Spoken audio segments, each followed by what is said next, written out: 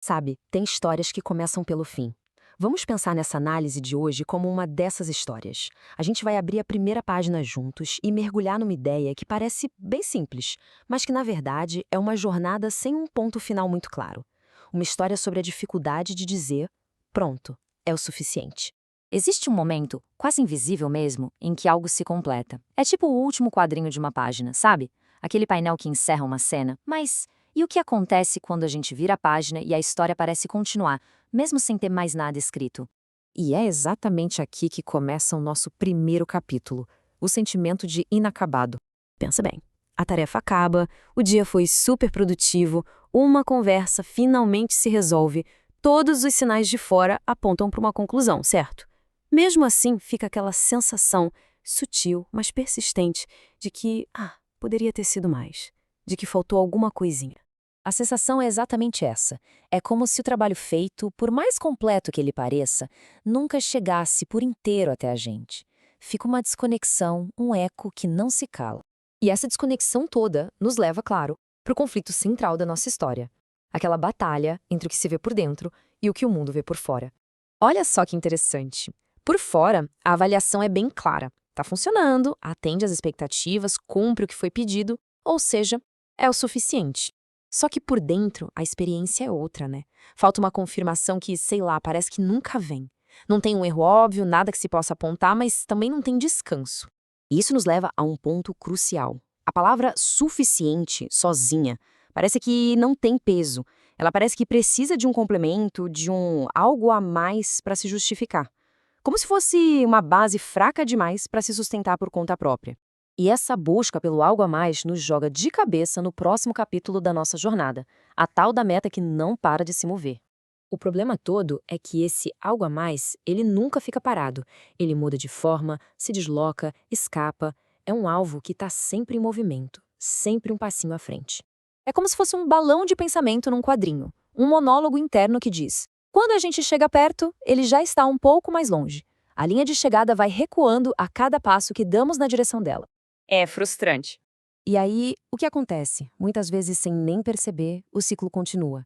A gente acaba refazendo, aprimorando, estendendo uma coisa que já podia ter terminado. E o curioso é que não é por uma exigência de fora, mas por uma medida interna que é quase impossível de alcançar. E isso nos leva a uma questão ainda mais profunda. Essa perseguição toda não é só por um resultado melhor, é por uma coisa bem mais sutil: a imagem que a gente persegue. A gente podia chamar isso de a imagem silenciosa. É a definição daquela pessoa que se sente que é preciso ser. Alguém que não falha, que sempre entrega mais do que o esperado, alguém que por definição nunca está contente. E aí vem o paradoxo. Essa imagem, ao mesmo tempo que empurra para frente, ela também afasta. Ela motiva, sim, mas também cria uma distância que parece permanente entre o que foi feito e a satisfação de ter feito. Com essa imagem sempre lá na frente, à distância, surge um elemento novo na nossa história: o medo de parar. A ansiedade que, no fundo, sustenta toda essa luta. Para quem está nesse ciclo, aceitar o que é suficiente não soa como uma evolução, de jeito nenhum. Parece uma interrupção, parece que é parar antes da hora, sabe? Desistir cedo demais. Então, o que se perde de verdade quando se para? Talvez seja uma tensão que já virou familiar, um movimento contínuo que ajuda a evitar o silêncio. O esforço vira prova de valor e a exaustão se torna o sinal de que algo importante foi feito. E aqui está o ponto central. Porque quando se para, o que sobra é a própria pessoa. Sem ajustes, sem correções, sem aquela próxima tentativa para justificar a anterior. E essa imobilidade toda expõe uma certa vulnerabilidade. E assim a gente chega ao clímax da nossa história, que não é um grande evento, não. É um ponto de virada silencioso, interno. Um momento de escolha.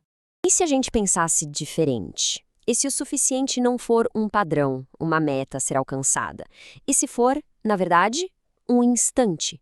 Breve, discreto, um momento fugaz de paz em potencial que a gente talvez perca por estar tão ocupado buscando o mais. Nesse ponto quase imperceptível, existe uma escolha silenciosa. É possível continuar tentando alcançar o que está lá além, ou é possível permitir que aquilo que já é seja finalmente reconhecido. E isso nos deixa com uma pergunta final. É como se fosse o último quadro desta história, para a gente ficar refletindo. Se nada estivesse faltando neste exato momento, será que seria possível saber como parar?